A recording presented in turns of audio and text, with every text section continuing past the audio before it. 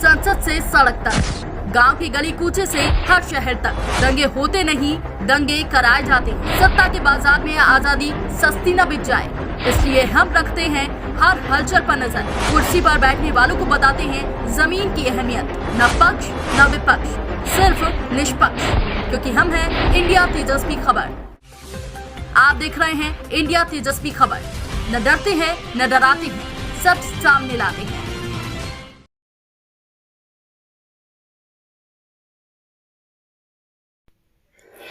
मसलक की लड़ाई में घिनौनी हरकत, मौलाना पर छेड़छाड़ के आरोप के बाद थाने पर हंगामा। पुलिस ने हल्का बल प्रयोग कर भीड़ को खदेड़ा। घटना के समय जो आरोप लगाए, सीसीटीवी कैमरा फुटेज में वह आरोप निराधार। खंडवा पुलिस जांच में जुटी। मौलाना ने कहा सीसीटीवी की रिकॉर्डिंग की जांच करे। सीसीटीवी फुटेज में नहीं दिखी कोई हरकत। मौलाना समद 25 साल से मदरसे में तालीम दे रहे हैं। जमीयत उलेमाए हिंद द्वारा खंडवा एसपी को ज्ञापन दिया गया। नमस्कार, आदाब, मैं सादिक खान, इंडिया तेजस्वी खबर में आपका स्वागत है। छेड़छाड़ के आरोप में शुक्रवार दोपहर मोगढ़ थाने पर हसमती ग्रुप ने मदरसे के मौलाना के विरुद्ध प्रकरण दर्ज की मांग को लेकर हंगामा कर दिया।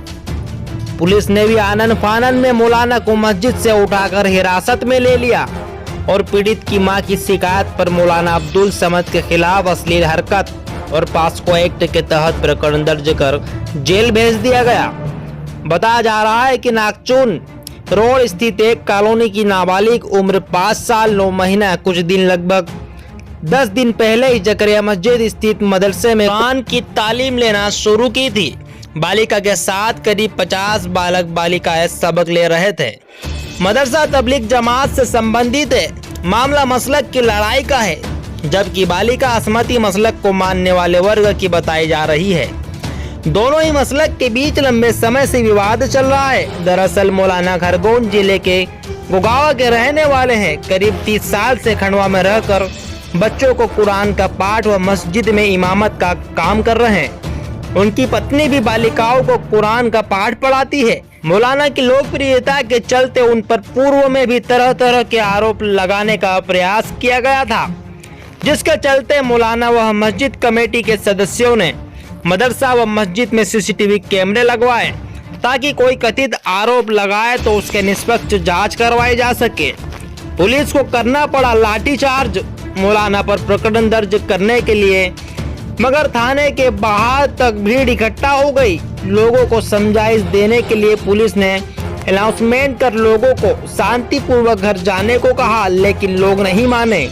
थाने के बाहर हंगामा व नारेबाजी करते रहे। इस दौरान पुलिस ने हल्का बल प्रयोग कर लोगों को खदेड़ा। परिजन का आरोप है कि बालिका की मां ने कहा कि मदरसे से आने के बाद बच्ची सहम गई थी। बताया गया कि मौलाना ने अश्लील हरकत की है। जब मौलाना से सवाल किए तो मौलाना ने कहा सीसीटीवी की रिकॉर्डिंग देख लो। शुक्रवार को महिला द्वारा आरोप लगाने पर मौलाना ने पुलिस से मांग की कि मदरसे में सीसीटीवी कैमरे लगे हुए हैं, अब जांच करवा सकते हैं।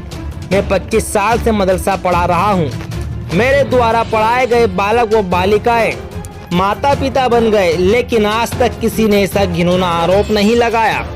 वहीं मस्जिद कमेटी के पदाधिकारियों व वार्ड के लोगों ने कहा कि हम मौलाना के पक्ष में खड़े हैं। उन पर आरोप लगाने वाले अपने गिरेबान में झांक कर देखें। आलिम दीन के साथ इस तरह की हरकत नहीं करना चाहिए। ऐसे लोगों को खुदा कभी माफ नहीं करेगा।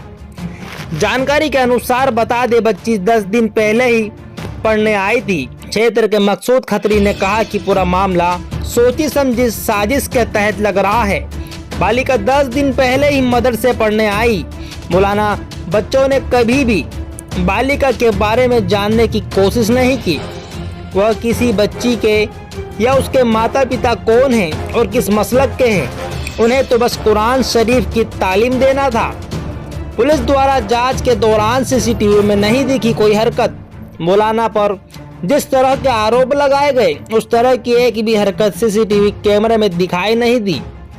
मौलाना द्वारा बच्चों को कुरान शरीफ का सबक दिया जा रहा है। जमात उलेमाए हिंद द्वारा दूध तलाई पर प्रेस कॉन्फ्रेंस रखी गई। जिसमें हुई घटना को लेकर सीएसपी ऑफिस में ज्ञापन दिया गया, जिसमें कहा गया कि मौलाना पर लगाए गए आरोप की निष्पक्ष जांच की जाए और दोषियों को कड़ी से कड़ी सजा दी जाए। इसी को लेकर आज एक प्रेस कॉन्फ्रेंस रखी गई, जिसमें जमीयत उलेमाए हिंद के उलमाओं ने मीडिया के समक्ष अपनी बात रखी। अब सवाल यह खड़ा होता है, मौलाना ने जब इस तरह की अश्लील हरकत की तो वह आखिरकार सीसीटीवी फुटेज में कैद क्यों नहीं हुई। सवाल यह खड़ा होता है, क्या पुलिस किसी के भी दबाव में आनन फानन में अपनी कलम चला देगी। सवाल यह खड़ा होता है, अगर मौलाना निर्दोष साबित होते हैं तो इसके पीछे जिन लोगों ने साजिश रची, क्या उसके खिलाफ पुलिस प्रशासन कार्रवाई करेगा। सवाल यह खड़ा होता है, क्या लोकतंत्र का चौथा स्तंभ इतना कमजोर हो गया कि बिना मामले के तह तक जाने के बजाय एक बंदूक की गोली की तरह खबरें प्रकाशित कैसे कर सकता है। देखिए क्या है पूरा मामला। इंडिया तेजस्वी खबर पर ब्यूरो रिपोर्ट। सोचा तो हमने सीएसपी से बात की और कल अपने टीआई खंडवा से बात की मोकट के, और चेतना जी बिहार से बात की कि आपने खंडवा के अंदर ये लिख रखा है कि छुपी हुई आंखें आपको देख रही हैं। आपकी इन बातों से प्रेरित होकर मुस्लिम समाज बूंदी ने भी, मुस्लिम समाज ने खंडवा ने भी अपनी मस्जिदों के अंदर कैमरे लगा रखे हैं। आपने कैमरों को क्यों नहीं देखा? आपने इतनी बड़ी त्रुटि क्यों की? आप हमारे एक धर्मगुरु पर यह लांछन लगा है, हम इसलिए बड़े स्तब्ध हैं कि हमारे धर्मगुरु क्या ऐसा कर सकते हैं। मगर ये सबसे मेन चीज़ है, अगर वो छुपी हुई आंखें जो कि निष्पक्ष देखती हैं, उसकी जांच में अगर पुलिस प्रशासन ये देखता है कि मौलाना निष्पक्ष है, निर्दोष है, उसने कोई अपराध नहीं किया है, तो पुलिस प्रशासन क्या मौलाना पर खात्मा फाड़ेगी? हम ये जानना चाहते हैं। क्या मौलाना की खारिजी फाड़ेगी? हम ये जानना चाहते हैं। हम पुलिस प्रशासन से ये भी जानना चाहते हैं कि जिन लोगों ने अगर गलत आरोप लगाकर थाने का घेराव किया है और पुलिस प्रशासन को भीड़ तंत्र के नाम से डराने का प्रयास किया है, तो क्या ऐसे लोगों पर भी पुलिस कार्रवाई करेगी?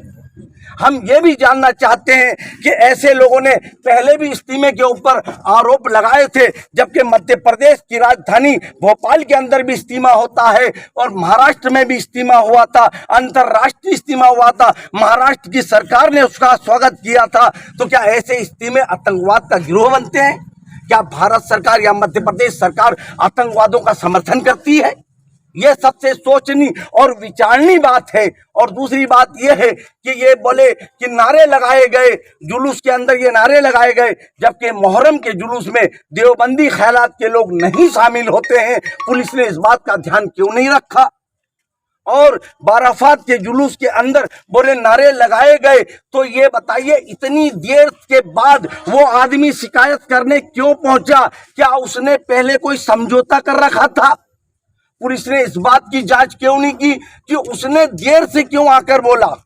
ये बात की भी जांच करना चाहिए। क्या चाहते हैं ये बताइए। हम ये जानना चाहते, हम ये कहना चाहते हैं कि पुलिस निष्पक्ष जांच करे, और पुलिस निष्पक्ष जांच कर अगर मौलाना दोषी है तो हम पुलिस के और प्रशासन के और समाज के सानी खड़े हैं और मौलाना के विरुद्ध कार्रवाई करने के लिए हम खुद पुलिस को सहयोग करेंगे। अगर मौलाना निर्दोष है तो पुलिस उनके खिलाफ, उनके मामले की खात्मा फाड़े और खारिजी फाड़े। ठीक है, नाम बता दीजिए आप। मोहम्मद यूनुस बेग। ठीक है, शुक्रिया। बहुत शुक्रिया। बात करने के लिए जो एकत्रित हुए हैं वो इकट्ठे हुए हैं। हम ये बताना चाहते हैं कि कल जो है उनके ऊपर जो संगीन इल्ज़ाम लगा है, जो कि बड़ा ही संगीन इल्ज़ाम है। सबसे पहले जो है हम जमीयत उलमा खंडवा जो है उस इल्ज़ाम का, बेबुनियाद इल्ज़ाम का जो है खंडन करते हैं हम सब अपनी तरफ से। और हम जो है ये चाहते हैं और ये कहते हैं उनके बारे में कि भाई जो है वो एक आदमी 30 साल से एक जगह पर इमामत कर रहा है, 30 साल से जो है बच्चों को जो है वो पढ़ा रहे हैं, और उनकी पढ़ाई हुई बच्चियां जो है आज माँ बन गई हैं, कोई नानी बन चुकी है। इतनी उम्र से जो है वो पढ़ा रहे हैं और जो है बेदाग उनकी छवि है। तो उनकी छवि को जो है धूमिल करने के लिए उनके ऊपर जो है उनके ख़िलाफ़ जो है षड्यंत्र रचाया गया, और एक मासूम बच्ची को जो कि 5 साल और 6 महीने की बच्ची है, जो कि मात्र 10 दिन पहले जो है मकतब के अंदर गई, और जो है षड्यंत्र के तहत जो है उसको, बच्ची को मकतब के अंदर भेजा गया। भाई आप लोगों को अगर हमारे मकतब से, हमारी मस्जिदों से जो है आपको अगर एलर्जी है तो आपने अपनी बच्ची को क्यों भेजा?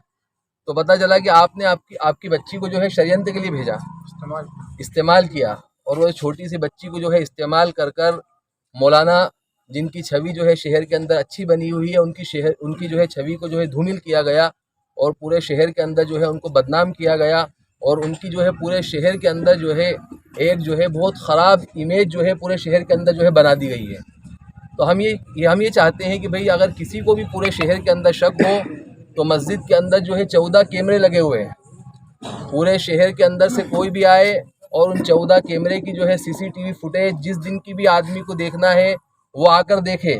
अगर वो दोषी पाए जाते हैं तो उन्हें जो भी सज़ा कानून देगा, हम बिल्कुल जो है उस सज़ा और कानून के लिए जो है तैयार हैं। लेकिन अगर वो दोषी नहीं है और निर्दोष हैं तो उनको जो है बाइज्जत जो है बरी किया जाए, और उनकी जो छवि ख़राब की गई है उनको जो है उनकी छवि को जो है उनको जो है फिर से जो है इज़्ज़त के अंदर लाया जाए। और जिन लोगों ने साजिश की है, हम प्रशासन से और कानून से जो है ये गुजारिश करते हैं कि जिन लोगों ने उनके ख़िलाफ़ जो है इतनी घिनौनी साजिश की है, उनके ख़िलाफ़ जो है सख्त से सख्त जो है कार्रवाई की जाए। उन्होंने साजिश भी की और बाहर से जो है थाने का घेराव भी किया और राहगीरों को जो है परेशान भी किया, रास्ता चलने वालों को जो है मारा भी। इसी संदर्भ में जो है आज हम जो है CSP ऑफिस भी गए थे और वहाँ पर जाकर जो है हमने सर से मुलाकात भी की और उनको जो है ज्ञापन भी दिया। तो हम यही चाहते हैं कि जो है इस मामले की जो है निष्पक्ष जांच हो और जो है जो मुजरिम हो उनको सज़ा हो और जो मुजरिम नहीं है उनको जो है बाइज्जत जो है बरी किया जाए। हैं और किसी न किसी को मारते रहते हैं। जिन्होंने इससे पहले अब्दुल रब साहब को भी अलमारी वालों को बेइंतहा मारा था, खून कच्चर कर दिया था। उसी तरीके से मैं भी वहाँ से गुजर रहा था तो बोले ये देवबंदी जा रहा है, इसको पकड़ो और इसको मारो। और मेरी गाड़ी को रुकाया गया और रुका करके पूरे 100-150 गुंडे जो नशे में थे वो आकर के मेरे ऊपर हमलावर हुए और मैं अपने बचाव के लिए जो है बोगट थाने की तरफ भागा। मैं बोगट थाने की तरफ जब भागा तो भागने के बाद में मेरे को जो पुलिसकर्मी थे वो मुझे अंदर आने नहीं दे रहे थे। मैंने कहा कि सर मैं FIR दर्ज कराने के लिए आया हूँ, मेरी FIR दर्ज की जाए। तो मुझे जो है मतलब भगा दिया गया, मेरी बात नहीं सुनी गई। तो उसमें से जो शाहरुख नाम का जो हशमती है, जो जिसने हमारे को तबलीग जमात को आतंकवादी का एक जांच का विषय है, वो कहता है कि अगर तुम ऐसे लोगों का साथ दोगे तो तुमको मार तो पड़ेगी।